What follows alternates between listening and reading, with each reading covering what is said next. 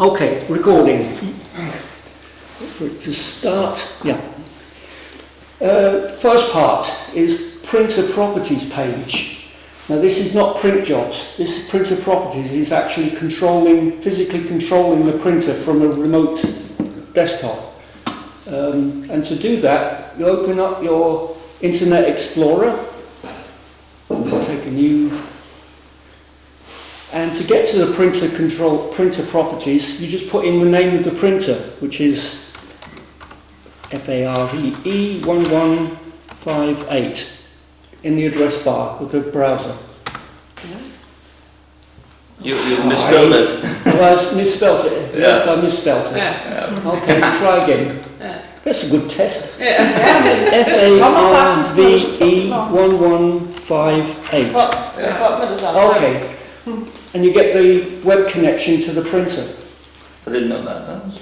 So, and you can choose the language here, just, leave it on there. Public user, you can't get into the administrator, you need a special password for that. And you can choose Flash or HTML, makes no difference. And there's no login, you just click on login, there's no passwords, no username, just... Okay. And let me just change something here, because the first page you see regularly, let me just change it back to default here. And go out again. So you see what you will see. Okay. Okay, and now to login screen. Okay. So we're back to the login screen, login. And this is the first screen you will see. Okay. This is the basic screen. Yeah. I don't recommend using this screen because it's if you look at the icons here, all these icons down the side here for the different sections, first thing you do is go into customize. And you choose information and device information. You can choose other things here, but choose device information and set that as your screen, opening screen. The reason for that is then when you come in, when you log in, you will see this screen. And this screen has the basic information. You can see on if there's toner is running out, you can see cyan and black are going to run out soon. And you can see that there's paper, bypass tray. This is the bypass tray. That's the bypass tray. This is tray 1, tray 2, tray 3. Tray 1 has landscape paper in it. The L here, the L stands for landscape paper. And the S in tray 2 stands for standing paper. Landscape and standing, and A3 standing. And you can see there is paper. If the tray was empty, it would say empty. But they're ready. So that's the first thing. You go into information and change it to this screen, device information. In device information, you don't need to bother with options, ignore that, just information basically. Consumables is necessary to look at, consumables. And this is a list of the state of the machines, things that need changing. Again, you've got toner here, but you've also got drum kit. What's the drum kit? What? It's the thing that takes the toner from the cartridge and puts it onto the paper. And here you can see developing unit. Black is getting low, it's only 8%. And here you can see in consumables fusing unit is also low, 4%. Now, see up here where it says life limit, that's flashing with a warning. If you click on this life limit, you come back to this same page. And it's simply a warning that this one is down to 8% and this one is down to 4%. That's why that warning is flashing, because these two are getting low. They don't need changing yet. It could be months before they need changing. It could be weeks, it could be months. You know. But when these get down to really low, 1, 0, then they need changing. and you need to call Conicum Minolta to come. to come and do that. Okay. So this is a page to keep an eye on. Yeah. Consumables, Yes. to make sure It's all right. it's all right. Yeah. But you do get this warning Yeah. when this is getting low. Yeah. Meter count is how much the machine has been used. You can see Oh yeah. this is, it's the life of the machine, everything that's been done on it in the life of the machine. Yeah. Basic there. You don't need to look at any of the other things here. Right. Ignore them. Yeah. You can't do anything with them. You don't need to know. No. Okay. The next box here, Yeah.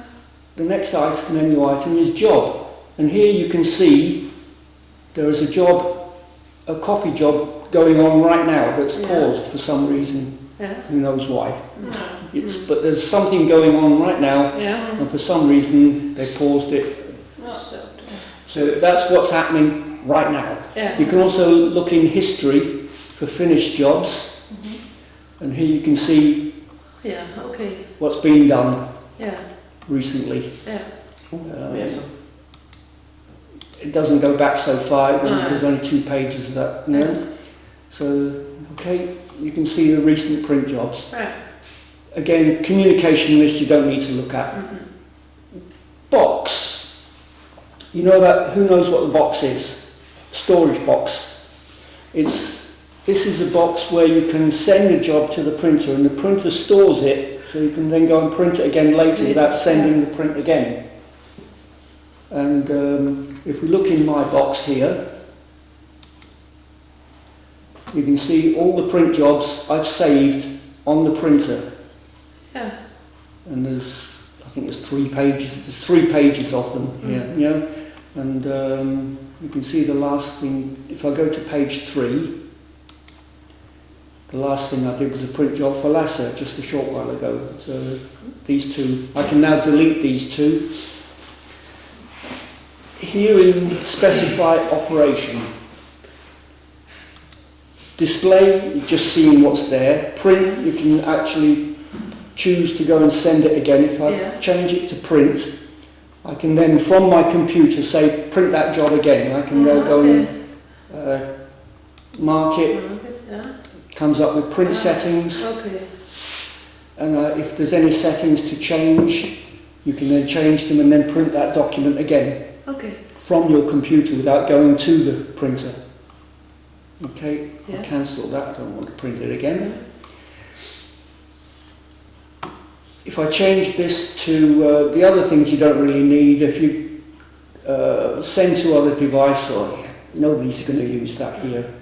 Download to PC, you've already got it on your PC because you sent it already, Yeah. Move, copy, you don't really, unless you can move it or copy it to another user's box. Okay. If I want to send this to Meda's box, for example, this folder here, I can then move that to Meda's box Okay. or copy it to her box Yeah.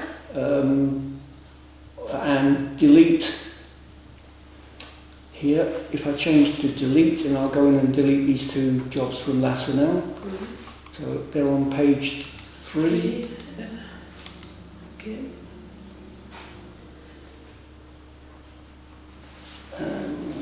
Now you can see there's a checkbox beside it. I can mark those 2 and then say delete. Yeah. And it will check to say, are you sure? Yeah. Yes, I'm sure. Okay. And then those 2 will be gone now from the box. Yeah. Box settings, I'm going to take next. User box setting. When you've made, first we'll take create user box. We'll create a user box here. Okay, this open user box, create user box. So we make a new user box. Use opening number, that just takes the first available number, or you can specify a number. But you can only specify numbers that are already free. But if you just take use opening number, then it gives it the next available number. Yeah. If you want to use a password, you have a password on, you can have it. You know, so only if you set this, then you have to set a password, Yeah. and only the person with the password can open that document and print it or do anything with it. Make a test. Test user. And because it starts with T, you just choose TUV.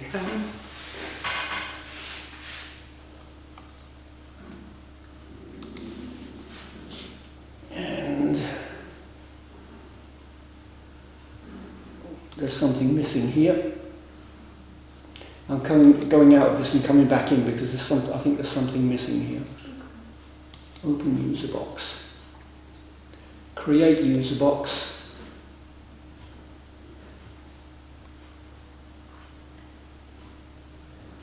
Okay, there's something I'm not sure about, but anyway, we do it again. TE test and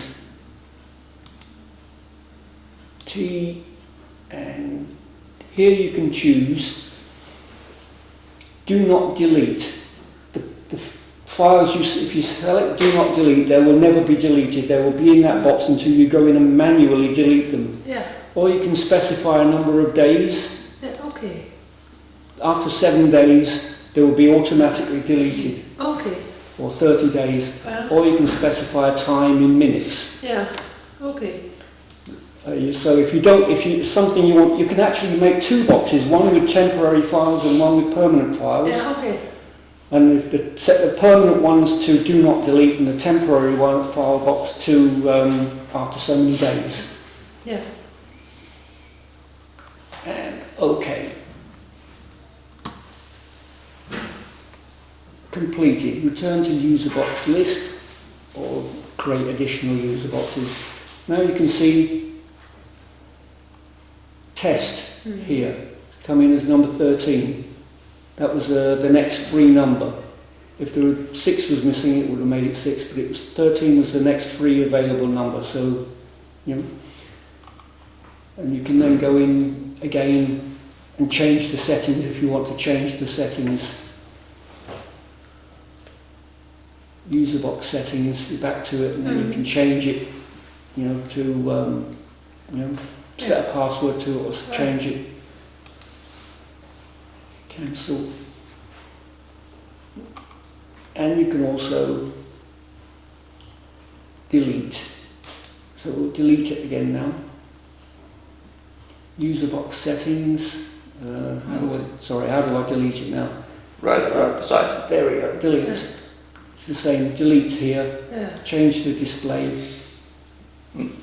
It's right above the user. Well, I'll delete user box. Sorry, it's right up here. It's not very often I delete them, so excuse me for forgetting. Anyway, delete user box. Yeah, delete user box, and then number 13, test. Okay, gone. Yeah.